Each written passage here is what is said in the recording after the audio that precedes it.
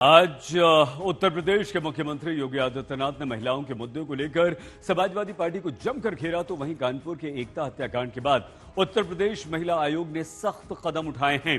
नई गाइडलाइंस जारी कर दी गई है। क्या है इस गाइडलाइंस में, आइए पहले हम वो आपको दिखाते हैं। पुरुष टेलर महिलाओं का नाप अब नहीं ले सकेंगे। नाप लेते समय सीसीटीवी जरूरी होगा। महिलाएं टेलर होंगी, वही महिलाओं के नाप लेंगी।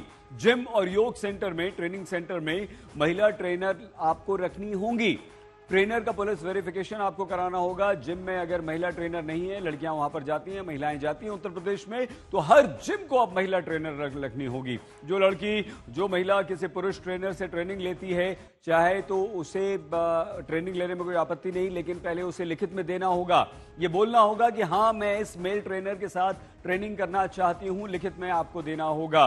पार्लर में लड़कियों के मेकअप और ड्रेसअप के लिए भी महिला होनी चाहिए। आजकल यूनिसेक्स का जमाना है। पार्लर में महिलाओं के साथ पुरुषों का भी मेकअप होता है, बाल करते हैं, सब कुछ होता है। ऐसा अब नहीं होगा। महिलाओं के लिए विशेष कपड़े बेचने वाले स्टोर्स में भी महिला कर्मचारियों को रखा जाएगा। पुरुष साड़ियां बेचते हैं, लड़कियों की ड्रेसेस बेचते हैं, लेकिन अब वहां पर महिलाएं भी रखी जानी जरूरी हो गई हैं। कोचिंग सेंटर्स में सीसीटीवी से निगरानी होगी, वॉशरूम की व्यवस्था होगी। जरूरी नहीं कि किसी कोचिंग सेंटर में अब आप जाएं तो वहां सीसीटीवी नहीं होगा, पक्का होगा। स्कूल की बसेस में महिला सुरक्षाकर्मी तैनात होंगी और महिला टीचर्स की तैनाती होगी। महिला टीचर्स भी होंगी। अगर बच्चों की स्कूल है, क्योंकि उसमें लड़कियां पढ़ती हैं, बड़ी लड़कियां होती हैं, बच्चियां होती हैं, तो वहां पर अब स्कूल बसेस में भी टीचर्स होंगी और टीचर्स के अलावा महिला सुरक्षाकर्मी भी होंगी। तो महिला आयोग की ओर से जिलों में इस पर पालन करने के निर्देश दे दिए गए हैं। जो पालन नहीं करेगा उसके खिलाफ कानूनी कार्रवाई होगी। मेरा सिर्फ ये कहना है कि अगर जिम है और वहाँ ट्रेनर लड़के हैं तो आप लड़कियां भी रखिए। अगर लड़कियां, क्योंकि देश की आधी आबादी है, अगर रोजगार की दृष्टि से भी देखा जाए तो अभी कौन सा क्षेत्र जैसा है जिसमें लड़कियां काम नहीं कर रही हैं। तो जिम ही ऐसा क्यों है कि जब वहाँ लड़कियां नहीं रह सकती।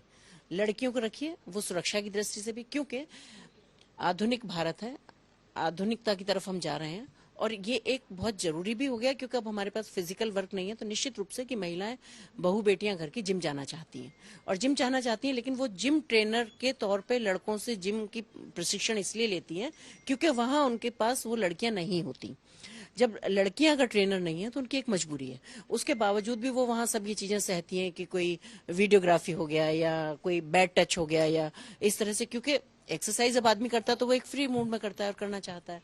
तो मेरा सिर्फ एक अनुरोध है कि एक तो जितने भी ट्रेनर हैं वो उनका पुलिस वेरिफिकेशन होना चाहिए, सबका ये पता होना चाहिए। कई बार मेरे साथ ऐसी भी घटनाएं मेरे सामने आई हैं कि घटनाएं घट जाती हैं और यही नहीं पता चलता कि वो जो ट्रेनर था वहाँ जो ट्रेनिंग दिला रहा था वो कहाँ का था, कौन था, कहाँ तक घटनाएं हुई और चले गए। ये जो फैसला लिया गया है ये बहुत ही प्रशंसनीय है and big applaud for this.